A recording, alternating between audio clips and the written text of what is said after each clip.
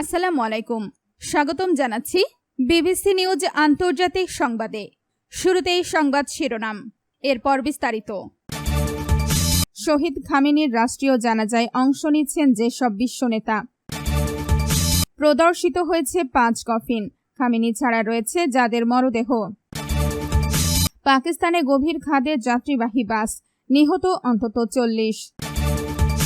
আলোচনার মধ্যেই গালিবাফ আরাঘচিকে হত্যার ষড়যন্ত্র করে ইসরায়েল, যেভাবে তাদের রক্ষা করে যুক্তরাষ্ট্র। দর্শক, এতক্ষণ শুনছিলেন সংবাদ শিরোনাম, এখন বিস্তারিত। আপনি যদি ইসরায়েলের ধ্বংস চান এবং মুসলিমদের পাশে থাকেন, তাহলে ভিডিওতে লাইক করে চ্যানেলটি অবশ্যই সাবস্ক্রাইব করে দিবেন এবং আপনার মূল্যবান মতামত অবশ্যই কমেন্টে লিখে জানিয়ে দিবেন।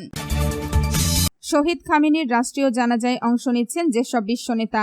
ইরানের সাবেক সর্বোচ্চ নেতা শহীদ আয়াতুল্লাহ আলী খামেনির রাষ্ট্রীয় জানাজায় বিশ্বের শতাধিক দেশের প্রতিনিধি অংশ নেবেন। শুক্রবার তেহরানে শুরু হওয়া এই রাষ্ট্রীয় শোকানুষ্ঠানে বিভিন্ন দেশের রাষ্ট্রপ্রধান, সরকার প্রধান ও জ্যেষ্ঠ সরকারি কর্মকর্তাদের উপস্থিতি থাকার কথা জানিয়েছে ইরানের রাষ্ট্রীয় সংবাদ মাধ্যম সংশ্লিষ্ট সম্প্রচার মাধ্যম IRIB। গত 28 ফেব্রুয়ারি যুক্তরাষ্ট্র ও ইসরায়েলের যৌথ বিমান হামলায় 86 বছর বয়সে নিহত হন খামেনি। যুদ্ধের প্রথম দিনেই তেহরানে তার কম্পাউন্ডে হামলা চালানো হয়। 7 দিনের শোকানুষ্ঠান। প্রাথমিকভাবে মার্চে দাফনের পরিকল্পনা থাকলেও ইরানের বিরুদ্ধে যুদ্ধ দীর্ঘায়িত হওয়ায় তা পিছিয়ে যায়। শুক্রবার তেহরানের রাষ্ট্রীয় শোকানুষ্ঠান শুরু হবে। এরপর টানা 7 দিন ইরান ও ইরাকের বিভিন্ন শহরে জানাজা, শোকযাত্রা ও ধর্মীয় আনুষ্ঠানিকতা অনুষ্ঠিত হবে। শনিবার ও রোববার তেহরানের গ্র্যান্ড মোসাল্লা প্রার্থনা কমপ্লেক্সে খামেনি ও তার পরিবারের কয়েকজন সদস্যের মরদেহ জনসাধারণের শ্রদ্ধা নিবেদনের জন্য রাখা হবে। সোমবার ও মঙ্গলবার শোকযাত্রা ইরানের কোম শহরের দিকে যাবে। বুধবার ইরাকের নাজাফ আন্তর্জাতিক বিমানবন্দরে আনুষ্ঠানিক অভ্যর্থনার পর নাজাফ ও কারবালায় শোক মিছিল অনুষ্ঠিত হবে। সবশেষে মরদেহ আবার ইরানে ফিরিয়ে এনে আগামী শুক্রবার উত্তর পূর্বাঞ্চলের মাশহাদে ইমাম রেজার মাজার প্রাঙ্গণে দাফন করা হবে। মাশহাদেই জন্ম হয়েছিল খামেনির। আপনি যদি ইসরায়েলের ধ্বংস চান এবং মুসলিমদের পাশে থাকেন, তাহলে ভিডিওতে লাইক করে চ্যানেলটি অবশ্যই সাবস্ক্রাইব করে দিবেন এবং আপনার মূল্যবান মতামত অবশ্যই কমেন্টে লিখে জানিয়ে দিবেন। প্রদর্শিত হয়েছে 5 কফিন, খামেনি ছাড়া রয়েছে যাদের মরদেহ।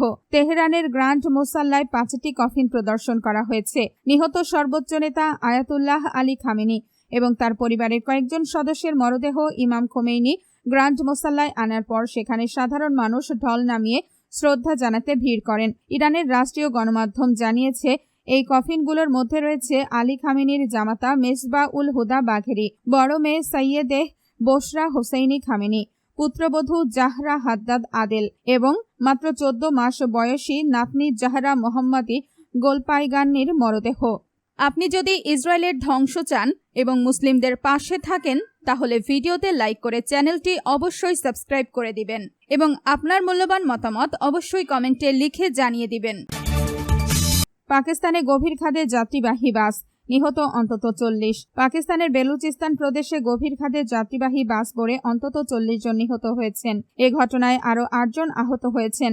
শুক্রবার 3 জুন বেলুচিস্তান ও খাইবার পাখতুনখোয়ার সীমান্তবর্তী শেরানি ঝোব মহাসড়কের দানাসার এলাকায় এই দুর্ঘটনা ঘটে।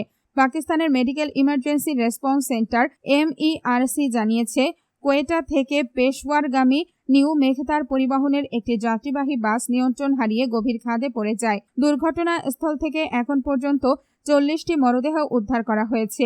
আহত 8 জনকে ঝোব ট্রমা সেন্টারে ভর্তি করা হয়েছে। উদ্ধার অভিযানে 6টি অ্যাম্বুলেন্স, 12 জন জরুরি চিকিৎসা প্রযুক্তিবিদ এবং 10টি হালকা পরিবহন যান মোতায়েন করা হয়। দুর্ঘটনার খবর পাওয়ার পর শেরানি জেলা প্রশাসন, উদ্ধারকারী দল ও অ্যাম্বুলেন্স দ্রুত ঘটনাস্থলে পৌঁছে উদ্ধার কাজ শুরু করে। খাইবার পাখতুনখোয়ার উদ্ধারকর্মীরাও অভিযানে অংশ নেন। শেরানির ডেপুটি কমিশনার হাজরত ওয়ালি কাকার বলেন, আহতদের উদ্ধার করে আশেপাশের হাসপাতালে নেওয়া হচ্ছে। একই সঙ্গে নিহতদের মরদেহ উদ্ধারের কাজও অব্যাহত রয়েছে। আপনি যদি ইসরায়েলের ধ্বংস চান এবং মুসলিমদের পাশে থাকেন, তাহলে ভিডিওতে লাইক করে চ্যানেলটি অবশ্যই সাবস্ক্রাইব করে দিবেন এবং আপনার মূল্যবান মতামত অবশ্যই কমেন্টে লিখে জানিয়ে দিবেন। আলোচনার মধ্যেই গালিবাফ আরাঘচিকে হত্যার ষড়যন্ত্র করে ইসরায়েল, যেভাবে তাদের রক্ষা করে যুক্তরাষ্ট্র। যুদ্ধবিরতি ও শান্তি আলোচনার গুরুত্বপূর্ণ পর্যায়ে ইরানের 2 শীর্ষ কর্মকর্তা পার্লামেন্ট স্পিকার মোহাম্মদ বাকের গালিবাফ এবং পররাষ্ট্রমন্ত্রী আব্বাস আরাঘচিকে হত্যার সম্ভাব্য ইসরায়েলি পরিকল্পনা নিয়ে উদ্বিগ্ন ছিল যুক্তরাষ্ট্র। এমনকি এই বিষয়ে মধ্যপ্রাচ্যের মিত্র দেশগুলোর মাধ্যমে তেহরানকে সতর্কবার্তাও পাঠানো হয়েছিল বলে দাবি করেছে দ্য নিউ ইয়র্ক টাইমস। প্রতিবেদন অনুযায়ী ওয়াশিংটনের আশঙ্কা ছিল যুদ্ধবিরতি আলোচনার সময় এই দুই আলোচক নিহত হলে অন্তর্বর্তী শান্তি চুক্তির প্রচেষ্টা ভেস্তে যাবে এবং উপসাগরীয় অঞ্চলে আবারও সংঘাত শুরু হতে পারে। ইসরায়েলের কৌশল ছিল শীর্ষ নেতৃত্বকে টার্গেট করা। প্রতিবেদনে বলা হয়েছে, যুদ্ধ শুরুর পর থেকেই ইসরায়েলের অন্যতম প্রধান কৌশল ছিল ইরানের শীর্ষ রাজনৈতিক ও সামরিক নেতৃত্বকে লক্ষ্যবস্তু করা। সর্বোচ্চ নেতা আলী খামেনি থেকে শুরু করে জাতীয় নিরাপত্তা পরিষদের সাবেক শীর্ষ কর্মকর্তা আলী লারিজানি সহ বহু উচ্চপদস্থ নেতাকে লক্ষ্য করে হামলার অভিযোগ রয়েছে। যুক্তরাষ্ট্রের কর্মকর্তাদের ধারণা ছিল যুদ্ধের সবচেয়ে উত্তপ্ত পর্যায়ে আরাঘচি ও গালিবাফও ইসরায়েলের বৈধ সামরিক লক্ষ্য হিসেবে বিবেচিত হতে পারেন। তবে তারা মনে করতেন এই দুই কর্মকর্তাকে হত্যা করা হলে শান্তি প্রতিষ্ঠার সম্ভাবনা মারাত্মকভাবে ক্ষতিগ্রস্ত হবে। আপনি যদি ইসরায়েলের ধ্বংস চান এবং মুসলিমদের পাশে থাকেন তাহলে ভিডিওতে লাইক করে চ্যানেলটি অবশ্যই সাবস্ক্রাইব করে দিবেন এবং আপনার মূল্যবান মতামত অবশ্যই কমেন্টে লিখে জানিয়ে দিবেন।